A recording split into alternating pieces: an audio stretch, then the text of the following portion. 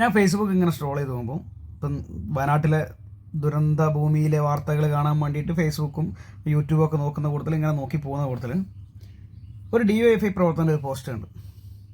Post Panakkad തങ്ങൾക്ക് ഉള്ള ഒരു കത്താണ്. അതിന് പറയുന്ന കാര്യങ്ങളാണ്.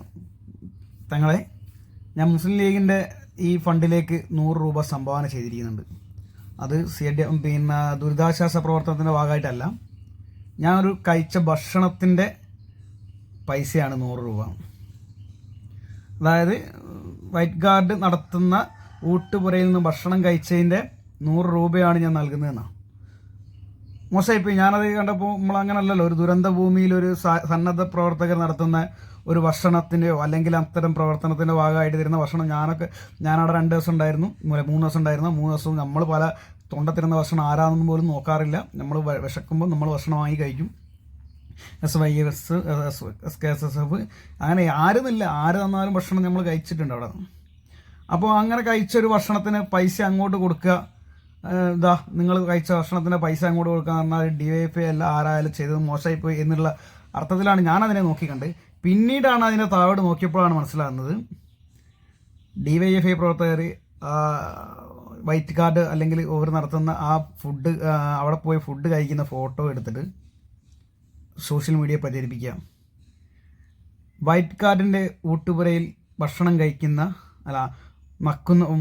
മൂക്കുമുട്ട നക്കുന്ന ഡിഫിക്കാർ അങ്ങനെ എഴുതിയിട്ട് 100 രൂപ കൊടുത്തതല്ല ഞാൻ പറയുന്നത്. 100 രൂപ കൊടുത്താൽ ചെവിടടിക്ക് കൊടുക്കണം, 1000 രൂപ കൊടുക്കണം. കാരണം ബാക്കി ആ നായ്ക്കാൽ തിന്നോട്ടാൻ നയിക്കണം അല്ലേ. ഇമ്മാര് തീട്ടപ്പണി എടുക്കാൻ ഇവൾക്കല്ലാണ്ട് കഴിയും. ഇനി അത് ആര് ചെയ്താലും, ഈ DYFIക്കാരല്ല, ഇനി ഏത് മനുഷ്യൻ ചെയ്താലും അത് തെണ്ടിത്തരല്ലേ. നമ്മളൊരു സന്നദ്ധ പ്രവർത്തനത്തിൻ്റെ ഭാഗമായിട്ട് നമ്മളൊരു സ്ഥലത്ത് നിന്ന് ഭക്ഷണം കൊടുക്കുക, ആ ഭക്ഷണം വന്ന് കഴിക്കുന്നവൻ്റെ ഫോട്ടോ എടുത്ത് പ്രചരിപ്പിച്ചിട്ട് മൂക്കുമുട്ട നക്കുന്ന ഡിഫിക്കാർ എന്ന് പറഞ്ഞ പോസ്റ്റ് ഇടുമ്പോൾ ഇവരൊക്കെ മാനസിക നില എവിടെ എത്തിപ്പോയി?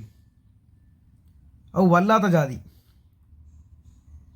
ഇവരൊന്നും മനുഷ്യരല്ലാന്ന്. ഇതെന്നാ പറഞ്ഞത്, ഇത്തരം ഒരു ദുരന്തത്തിൽ ഇന്ന് ഞാൻ വേറൊരു പോസ്റ്റ് കണ്ട. പോസ്റ്റ് എങ്ങനെയാണ്, ദുരന്ത ഭൂമിയിലെ മഴ മാറി, ഇനി ചളിയാണുള്ളത്, ഈ പരസ്പരം ചളി വാരി അറിയാമെന്ന്. സത്യമാണത്. നിങ്ങളൊന്ന് ആലോചിച്ച് നോക്കി, ഈ ഇത്രയും കഷ്ടപ്പാടിൻ്റെ ഇടയ്ക്ക് മനുഷ്യൻ അങ്ങോട്ടും ഇങ്ങോട്ടുമില്ല ഒരു മെയ്യായിട്ട് പ്രവർത്തിക്കുന്ന ഈ സമയത്ത് ഇമാതിരി തീട്ടപ്പണിയൊക്കെ എടുക്കുന്ന അവസ്ഥ ആലോചിച്ച് നോക്കും. വൈറ്റ് ഗാർഡിൻ്റെ ഊട്ടുപുര പൂട്ടിയിട്ടുണ്ടെങ്കിൽ അത് ഗവൺമെൻറ് തീരുമാനം അതിൻ്റെ ഭാഗമായിട്ടുണ്ടല്ലേ. അവിടെ സന്നദ്ധ പ്രവർത്തനം നടത്തുന്ന ആൾക്കാർ, വൈറ്റ് ഗാർഡ് ആയാലും SYS ആയാലും SKSSF ആയാലും DYFI ആയാലും സേവാഭാരതി ആയാലും ഒരു മനസ്സോടും ഒരു മെയ്യോടും കൂടിയല്ല അതിനുള്ളിൽ പ്രവർത്തിക്കുന്നത്. അവിടെ നമ്മളിത് കാണിക്കുന്നുണ്ടോ? ഞങ്ങൾ 3 ദിവസം അവിടെ ഉണ്ടായപ്പോൾ നമ്മളെ കൂടുതലുള്ള ആൾക്കാർ ഭക്ഷണം കൊണ്ടുവരുമ്പോൾ അത് ആരാന്ന് നോക്കിയില്ല. നമ്മൾ കഴിക്കുന്നത് ഒരു ഇലയിലേക്ക് ഭക്ഷണം ഇട്ടിട്ട് നമ്മൾ കഴിച്ചപ്പോൾ ആ ഇലയിൽ നിന്ന് കൈയിട്ട് വാരുന്നത് ആരാന്ന് നമ്മൾ നോക്കിയിട്ടില്ല. അതെടുത്ത് പ്രചരിപ്പിക്കാൻ നമ്മൾ നിന്നിട്ടില്ല. ആ ദുരന്തബോധം നമ്മളെന്തിനു ചിന്തിക്കണം? ഒരു പട്ടാളക്കാരനാണ് എനിക്ക് അവിടെ നിന്ന് ഒരു ഭക്ഷണം തരുന്നത്, ഒരു പുതിയ ഭക്ഷണം തരുന്നത്. നമ്മളത് കഴിഞ്ഞ് കൊണ്ട കൊടുത്തത് ആരാധനയ്ക്ക് ഓർമ്മയില്ല, ഏതോ ഒരു സംഘടനക്കാരാണ്. നമ്മളത് നോക്കുന്നില്ലല്ലോ. അല്ലെ, ആ സംഘടനക്കാരിങ്ങനെ ഭക്ഷണം കൊടുത്ത് നമ്മൾ തിന്നിട്ട് അവർ ഫോട്ടോ എടുത്തിട്ട് വരിക, ഞങ്ങൾ കൊടുത്ത ഭക്ഷണം മൂക്കുമുട്ട നക്കുന്ന DYFIക്കാർ.